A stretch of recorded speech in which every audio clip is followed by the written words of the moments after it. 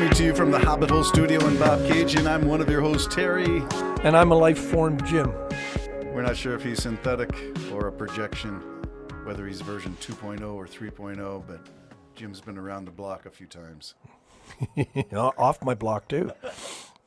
All right, we were just watching a short called 1,000 Suns, Episode 1 by Black Milk Studio. I'll put a link in the description. But it's one of those short, independent film productions. And I was thinking as I watched this, because I love sci-fi, Aliens, the new one is coming out soon. I love these kinds of things.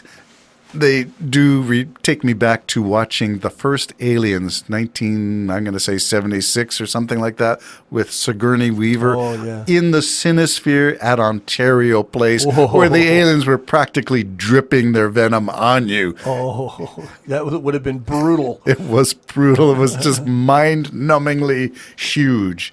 And that's the way a film like that is meant to be viewed, I think. I think you're right. The Alien and I was just a little too sloppy for me. You mean drooly or?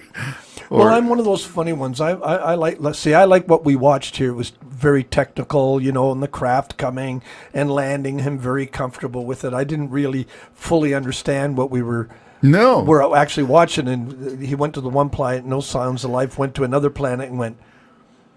It's actually the same planet. It's nine different waypoints on the same planet. He's doing a planetary survey. Yeah. So this one time, something comes up from the ground, and he just crushes it with his foot. And then a bunch of them were found, and he just had another ship come in and annihilate them. Yeah, the ones in orbit above the mothership. All so that they could have the planet being free from ownership of any other life form, so that they could mine it. Mine it, destroy it, shape it, do whatever they want, put their own form of life on it, and rehabilitate it, including, I think the astronaut said, place for me to retire at 20%. As they develop the planet and sell tickets or whatever, condos on the foreign planet. Yeah, it's an interesting concept that we have this, and I can link it back to our own Ontario politics and Doug Ford and our Greenbelt land in southern Ontario being taken over and sold off to private developers.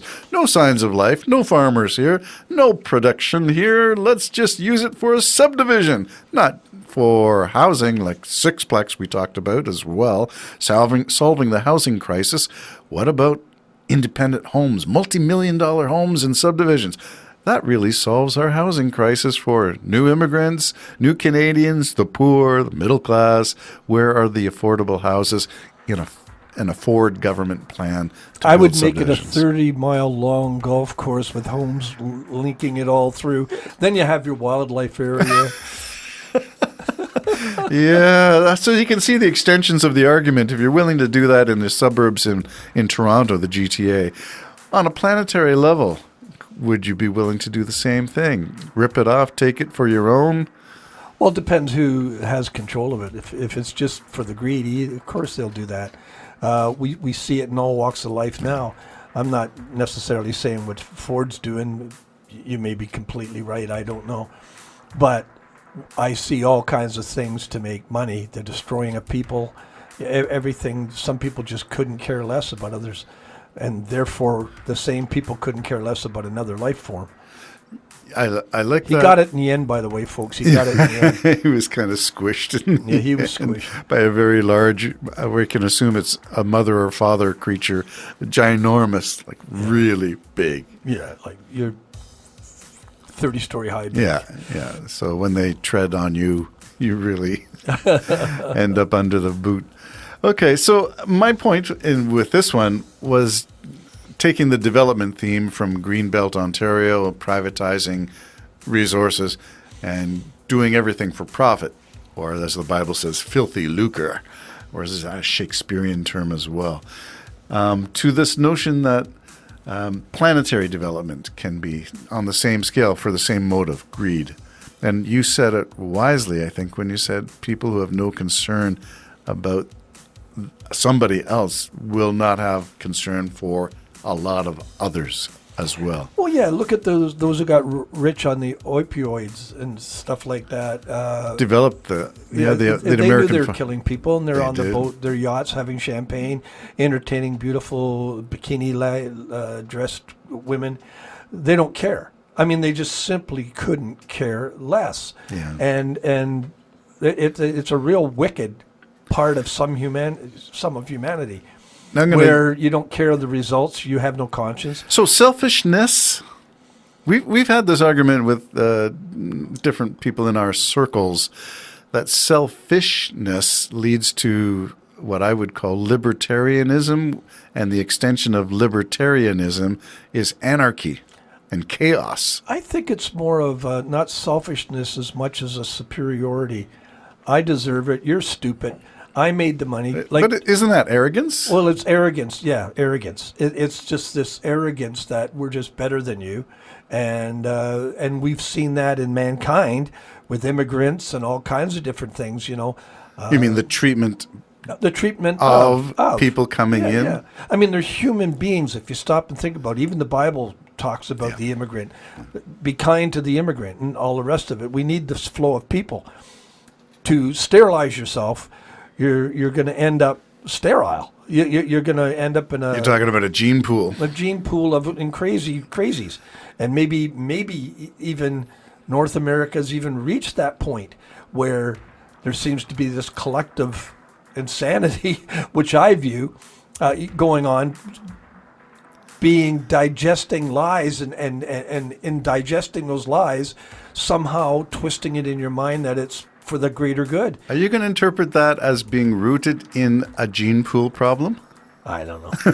It's kind of interesting. Well, I don't know, but I mean, I do think of your father when I think of the analysis of the MAGA supporters and what they say, or Art Linkletter's early program, Children Say the Funniest Things. Yeah. Those kinds of things where you wonder, what planet are you from? And Kellyanne Conway's 2016 comment to the interviewer, we have our alternative facts. No, you don't. There's one set of facts. It's either real or That's not. right. It's true or it's not. Or we can talk about to what extent the data supports your conclusion or this conclusion. We can argue about those things. But the facts, the data, should not be for discussion.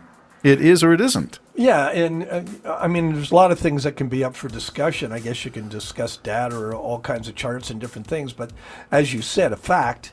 There's not alternative facts. No. There's facts. And we don't abide by those facts. Yes. That would be a better way of putting that. Not just, okay, we're going to make up our own facts. And where does that get you?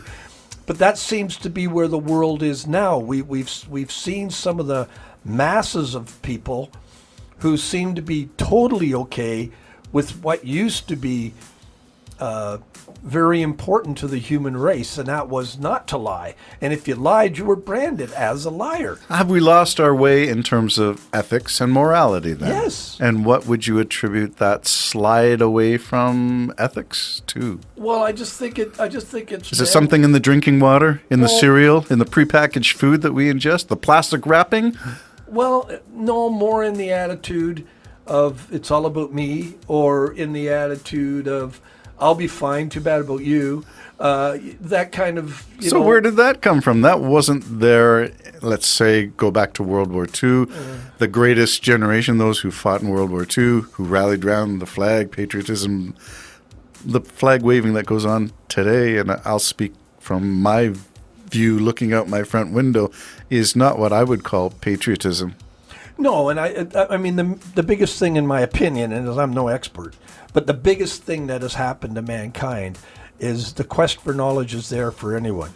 But unfortunately, with that, for anyone, I got my phone, I can answer the most complicated question you could give me just on my phone. But If you trust Google. But if I want to believe it, or what we've now developed because of, I call it the Trump age, or that's when I started really noticing it, this doubting everything that was established. Everything that was established now is wrong, according to some certain people. That is a very divide and conquer type way of doing it. And my biggest concern is he has succeeded. Well, when you call the news media the enemy of the people, you are removing one of the checks and balances on a democracy. You need a free press, free to say whatever they say, and free to print what they say, free to do their own research and publish it, and we can debate about it. But and the idea is don't be so arrogant that you really, really honestly believe you're above the law. And we know some people in the news now that actually believe they're above the law. Right. It doesn't apply to them. They're special people. And is it wealth that puts them in that special elite category? Well, not only that, but they would probably go against all the wealthy people in the world as well. They're that self-centered, that egotistical, that arrogant, that anything said against them, that person's an idiot. Anything said against them. Instead of just saying, well, you have your opinion, you have the right to that. I mean, we just saw it just recently with the him answering the question, what do you think about the jurors that have been selected? He says, well, we'll have to wait till after the trial.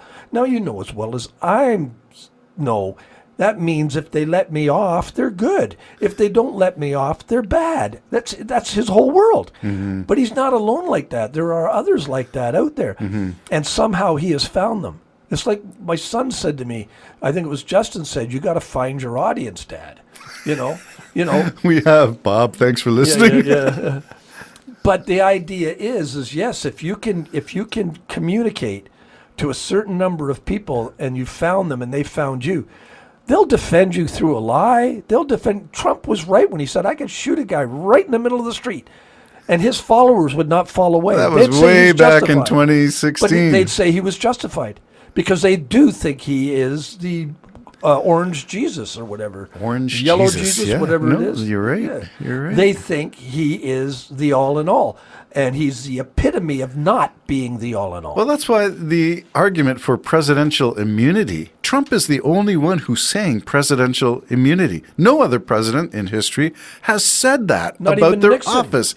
Not even the crooked. I am not a crook. Nixon.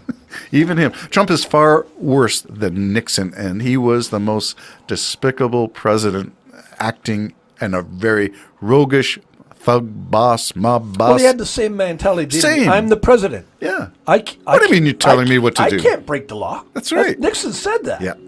I'm the president. No law applies to me. So what? No law. So no man is above the law is a principle ensconced in the American Constitution. Unless you become the man. Unless you become the Constitution. Yeah. He is the Constitution. There is no document. It's a living document. Yeah. Wait a minute. That sounds a little strange. Very cult-like.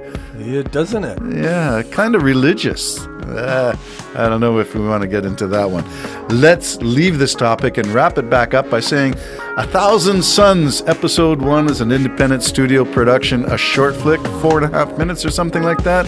But the message was, we'll do anything for money. Well, The place is dead. People that'll do anything for money. Find the people. Yeah. Jim and Terry Show signing off for now. Bye-bye.